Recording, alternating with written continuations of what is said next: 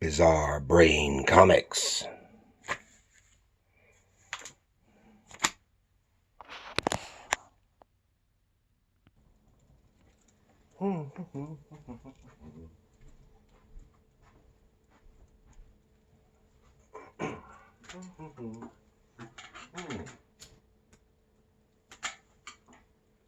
Hello, Gary here for Bizarre Brain Comics. This is where I like to take a look at some older comics, take a look at the creators and the characters, and then kind of examine the stories and the art. And then got this one right here. This is from what year? Just looked at it now.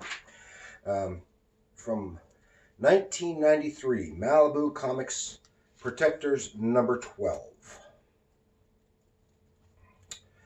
Okay, good possibility you've never heard of these. Oh, that's fine. It's to be expected now.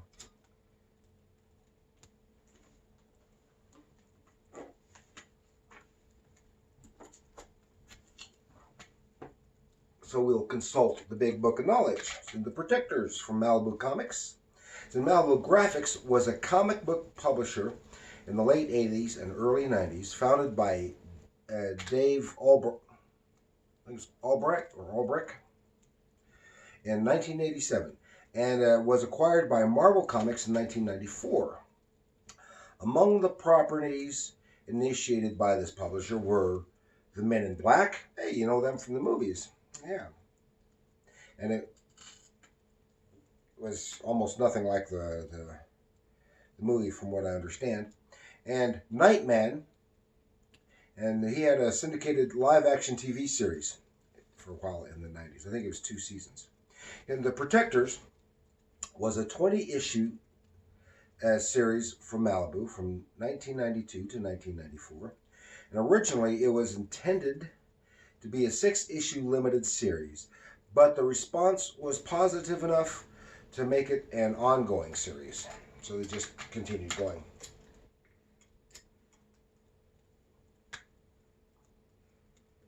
I remember picking these up. See, these were pretty widely distributed. I picked mine up at the time at a grocery store on the spinner rack. Some of the characters were taken from public domain, created by Centaur Publications and created during the Golden Age.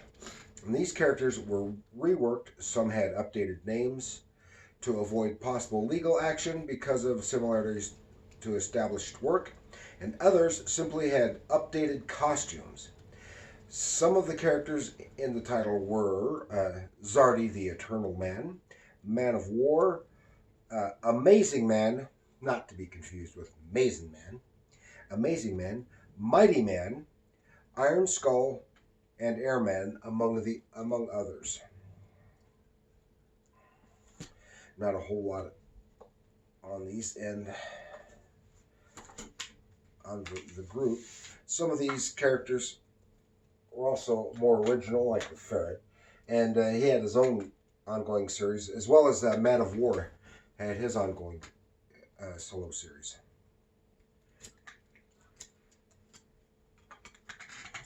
So let us step back into the 90s and take a look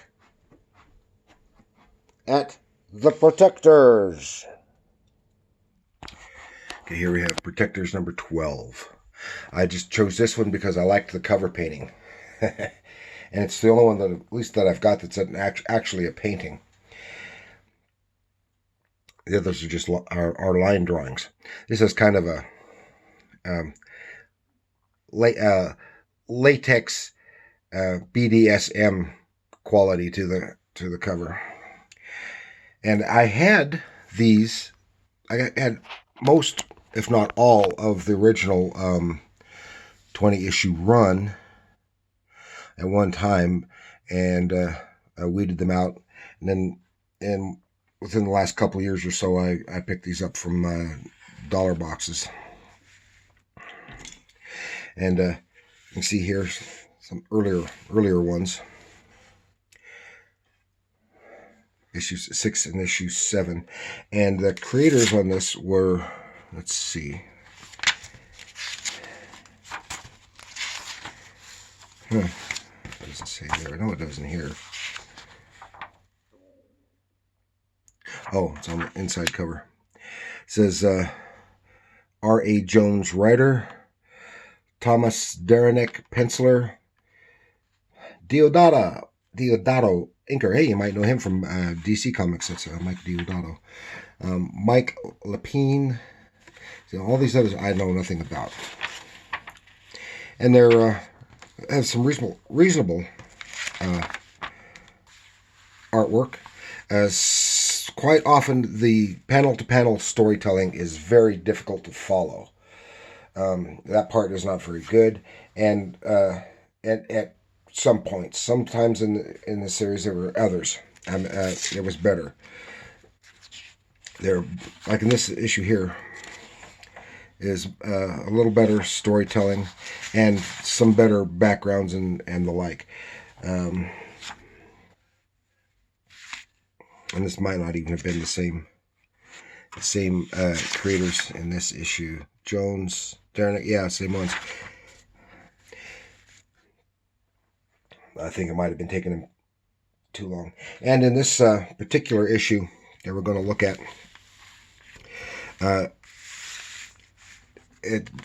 several of the characters barely make an appearance, and sometimes only appear like in a single panel.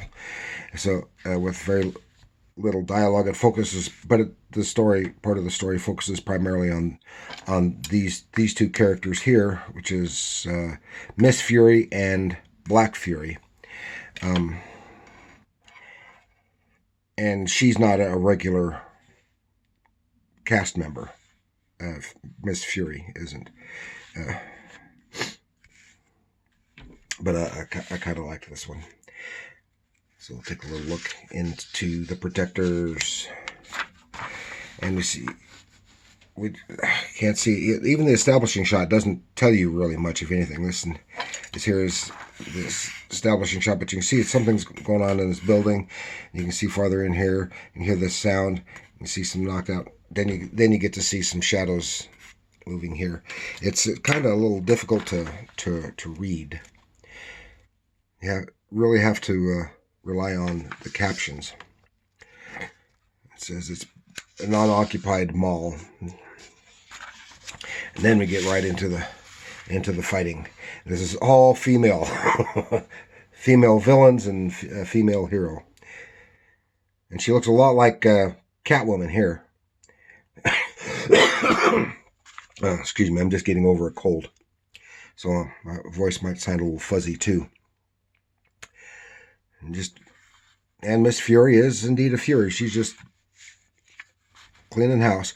Now this is during the early days also of Image Comics, and a lot of the creators who at that time were Image creators were real popular with, even in the other books before they started Image, and a lot of other artists and comic publishers, they really picked up that kind of style, which is action, bizarre costumes that make no sense, and tremendously goofy looking large weapons. More fighting. She picked up the zap gun and did some zapping, and then she voluntarily throws down her gun because she wants to speak with their leader, who is Black Fury. So she surrenders and goes along because she said she's not there for a fight. Meanwhile, the Protectors are back here. And the whole thing revolves around trying to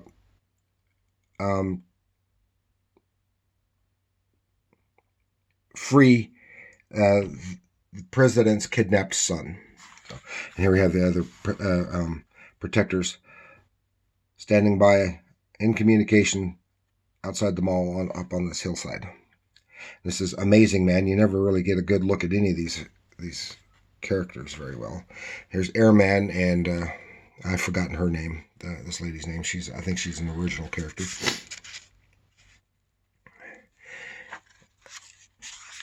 They're standing waiting by for word from Miss Fury from when to breach. Here's the president's kidnapped son, teenager, and she's just, either your family will pay me the ransom I've demanded, or I'll kill you. It's as simple as that. And it says, this intruder wants to speak with you, so she walks off. Very, as I said before, kind of S&M, BDSM quality here, even to the costumes. And see, Miss Fury thinks that Black Fury, and it's never confirmed in this story whether she is or isn't, thinks she's her own Aunt Stephanie Carey. And she neither confirms nor denies completely. Meanwhile, they're still waiting. And then here comes this other character who's a wannabe protector, Arrow, who is also, I guess, a legacy character. He's gone from a bow to a stylized crossbow. And he's sneaking up. Don't know how he got there. He's going to ruin everything, so they have to kind of jump the gun. Because if he goes in too soon... So, don't waste time. We don't have time to wait, mister. Do it now. I said, are you ready? I guess. And then he flies up high and drops the lady, and she has this ball of energy around her. So she's just like a cannonball, come crashing through. Kabloom. No injury to her, but to everything around. Interrupting the conversation, so we never find out. Then she gives the order, kill the boy. So this the black lady, I've forgotten her name, but I'll just call her a cannonball lady. She rushes in. That's an extremely impractical, skimpy costume she's wearing. I think it would wedge up her butt an awful lot. But she gets there just in time to save the boy and get her shield around them, and deflect all the ray blasts or bullets or whatever it happens to be. So meanwhile, Black Fury and Miss Fury are at it again. Then the Protector's breach. Now here is a double-page spread, but they've got an insert. Let's see. So they breach right in the middle of it. Here's the double-page spread, which is actually a poster. I kind of like the poster, but I want to leave it intact. This is of Man of War. They're kind of their equivalent of Captain America. And they breach. And they're fighting. And they're fighting.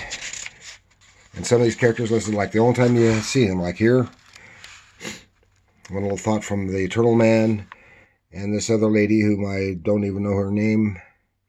She cleans some house too. See an ad for Gravestone, who's one of the characters in here, but he doesn't seem to do much at this point. And Amazing Man, well, he's just totally impervious. He's kind of like a Superman, I think. So they save the boy, and